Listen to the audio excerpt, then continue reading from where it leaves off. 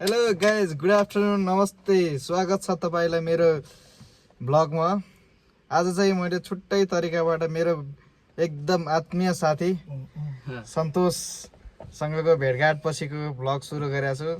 यी दुईटा चाहिँ मेरो स्कुल लेभलदेखिका साथीहरू हुन्। ऊ चाहिँ अहिले सँगै एकदम काम गर्ने सहकर्मी साथी पनि बनेको छ। के छ सन्तोष, खबर? ठिक छ एकदम।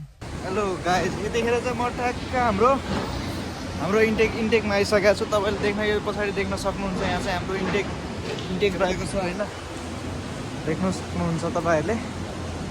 यो चाहिँ हाम्रो अन्डर स्विचको वाल हो। यहाँनिरबाट चाहिँ हाम्रो एप्रोच टनल चाहिँ सुरु हुन्छ। यसरी यहाँबाट चाहिँ हाम्रो यो चाहिँ हाम्रो एप्रोच टनल हो होइन। हामी त्यहाँबाट आएको पानी चाहिँ यहाँ हुँदै यो यतातिरबाट हुँदै चाहिँ हाम्रो यहाँबाट चाहिँ यो एप्रोच टनल हुँदा चाहिँ हाम्रो डिसेन्टरतर्फ पुग्छ।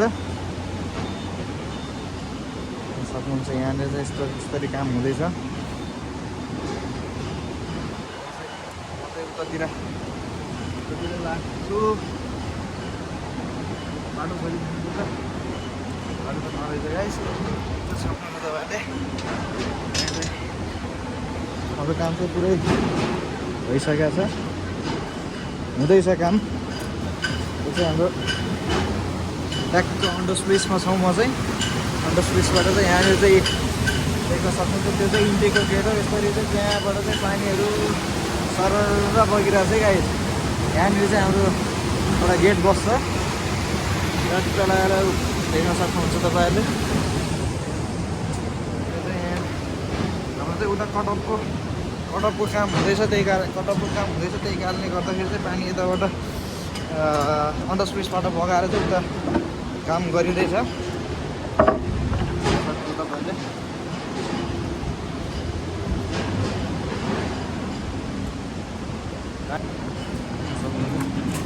यसरी चाहिँ यहाँ काम हुँदैछ।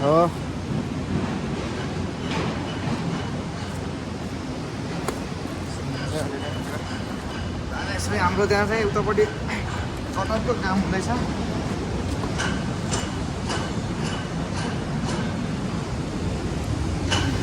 यो चाहिँ गेट हो गाइस। ट्याक्क यहाँनिरबाट चाहिँ हाम्रो पछि टनल भित्रभित्रै पानी पठाउनु लागि चाहिँ यहाँबाट पानी छिराएर चाहिँ यहाँबाट हुँदैछ। त्यो हाम्रो एप्रोच टनलबाट चाहिँ पानी छिराइन्छ। ल यो चाहिँ हाम्रो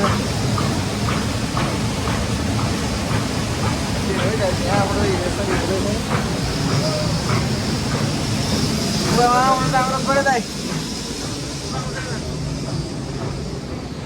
गोरे दाइ, के छ खबर? अहिले तपाईँहरूले के गर्दै हुनुहुन्छ यहाँ? हजुर, गेटको काम भइरहेछ। गेटको काम कति जति सकियो त? अब 4वटा गेट सक्यो। ए उता पाइपवालाले के गर्दैछन्? बिल्डिङ हालिसकेन। ए ठिक छ, अरू काम हुँदैछ नि होइन।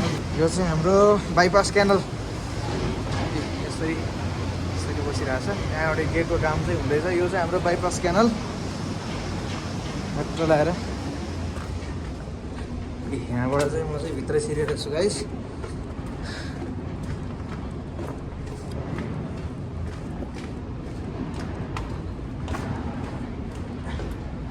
हो ल, ए बाइपास क्यानलबाट हाम्रो यो एउटा ड्याम जस्तो बनाइरहेको छ।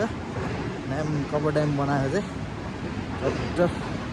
तल डाइभर्ट गरी त्यहाँ तलपट्टि चाहिँ हाम्रो वालको कटअप वालको चाहिँ वेयरको चाहिँ काम हुँदैछ। देख्न सक्नुहुन्छ। यहाँबाट हेर्दाखेरि चाहिँ यस्तरी देखिरहेको छ क्या, देख्न सक्नुहुन्छ। यो चाहिँ हाम्रो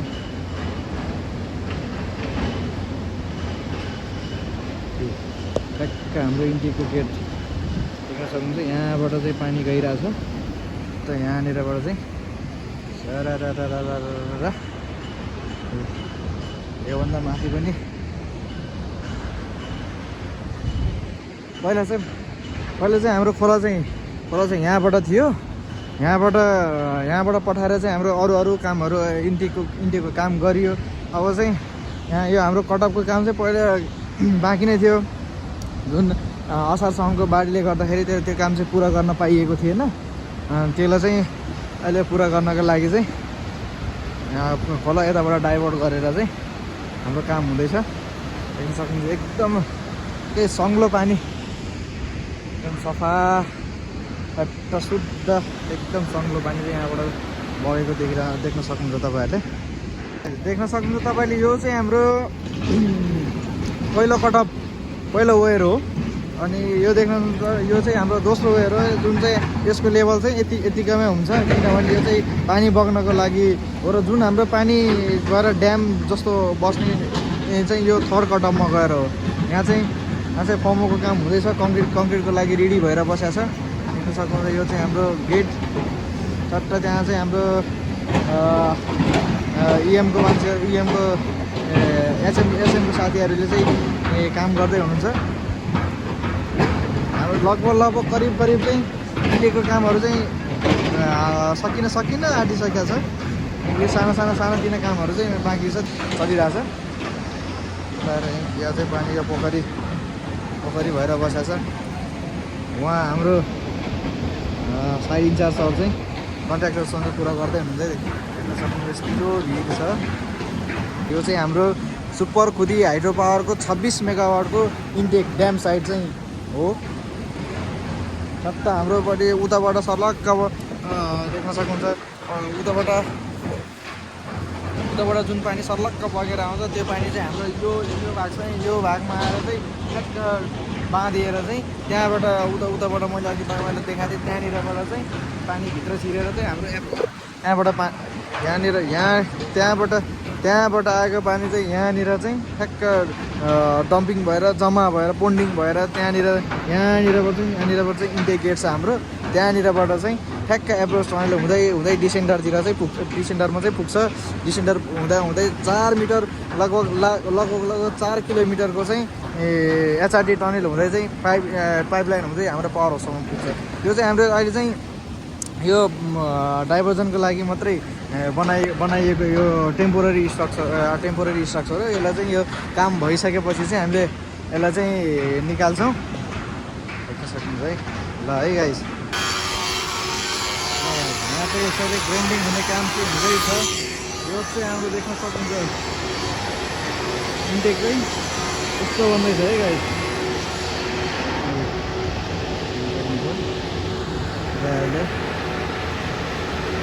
यहाँबाट चाहिँ हाम्रो स्विचबाट चाहिँ पानी डाइभर्ट भइरहेछ। यहाँनिर चाहिँ हाम्रो कटअपको काम हुँदैछ। हाम्रो यहाँ चाहिँ रेनको वेल्डिङ हुँदैछ।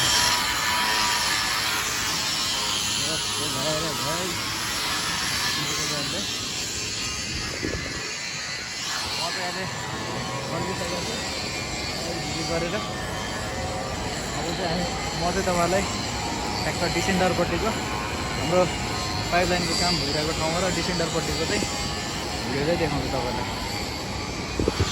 यस्तो लगाएँ यतिखेर चाहिँ म ठ्याक्क यतापट्टि हाम्रो पाइपलाइन सुरु जुन ठाउँबाट हाम्रो पाइप सुरु भएको छ त्यो ठाउँ चाहिँ आइपुगेको छ। त्यहाँनिर देख्न सक्नुहुन्छ। यहाँनिर चाहिँ हाम्रो एप्रोच टनलको आउटलेट रहेको छ। यो चाहिँ हाम्रो मार्दा खोला, यसलाई चाहिँ मार्दा खोला भनिन्छ। जति पनि तपाईँ हाम्रो यो 2 नम्बर क्षेत्रको स्थानीय दाजुभाइ दिदीबहिनीहरूले हेर्दै हुनुहुन्छ, तपाईँहरूलाई यो खोलाको बारेमा त थाहा नै होला होइन। अनि यो खोला चाहिँ त्यहाँबाट त्यो एप्रोच टनलबाट चाहिँ हाम्रो यहाँ हुँदै त्यो डिसेन्डरसम्म चाहिँ हाम्रो पाइपलाइन छ। अहिले चाहिँ हाम्रो ठ्याक्क यो पाइपलाइनको काम हुँदैछ। यो चाहिँ हाम्रो यो तलपट्टि पेन्स्टोक स्लोप एलाइनमेन्टको भन्दा चाहिँ यो निकै सानो एङ्कर ब्लक रहेको। ल गाइस, ट्याक्क यतिखेर चाहिँ म अहिले हाम्रो डिसेन्डर सेटलिङ बेसिनतिर चाहिँ आइसकेको छु। यहाँ चाहिँ हाम्रो फर्मको काम हुँदैछ, फर्मबाट रिभार बेसिनको काम हुँदैछ। यहाँनिर चाहिँ हाम्रो एउटा चाहिँ स्यान्डफस गेट छ। यहाँनिरबाट चाहिँ क्यानल हुँदै स्यान्ड फल्स चाहिँ जान्छ। अनि यहाँनिर चाहिँ दुईवटा स्यान्ड फल्स छ, एउटा चाहिँ अगाडिपट्टि छ, एउटा चाहिँ यहाँनिर पछाडिपट्टि छ। यहाँनिरबाट चाहिँ गेट डिसेन्डरको गेट हुँदै यहाँनिरबाट चाहिँ टनेलबाट चाहिँ भित्रभित्रै पानी जान्छ है। ल यसरी चाहिँ यहाँ काम धमाधम हुँदैछ। करिब कामको रफ्तार लियो भने 2 महिनाभित्र चाहिँ कट्टा काम सकिन्छ यहाँको। यसरी हेर्दाखेरि चाहिँ यहाँनिर चाहिँ हाम्रो गेटको चाहिँ फ्रेमहरू आइसकेको छ राम्रोसँग, बिना सेफ्टीकै यसरी काम गरिरहेको छन्।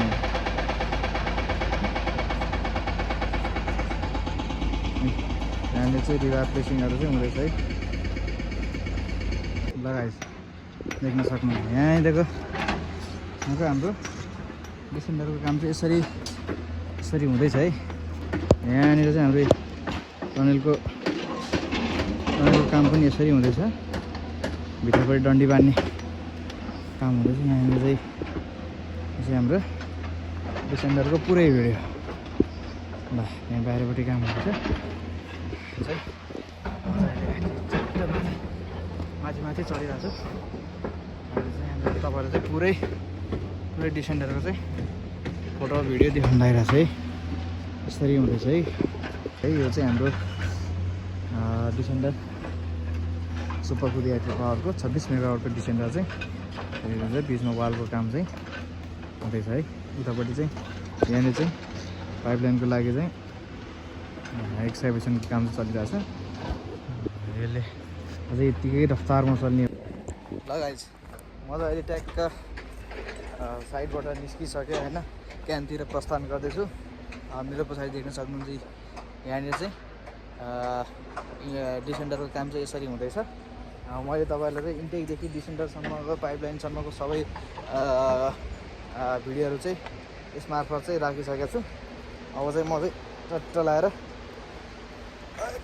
क्यानतिर फर्किन्छु। बाँकी साइडमा जाँदाखेरि के कति देखाउँछ, के कति बाँकी कुराहरू पनि देखाइयो भने, बाँकी कुरा पनि भेटियो भने चाहिँ म तपाईँलाई चाहिँ प्रत्यक्ष देखाउन चाहिँ एकदम तयार रहनेछु। देख्न सक्नुहुन्छ मेरो तलपट्टि चाहिँ कुदी खोला छ। अहिले चाहिँ ट्याक्क तपाईँहरूको सामुबाट बिदा हुन चाहन्छु। जय नेपाल।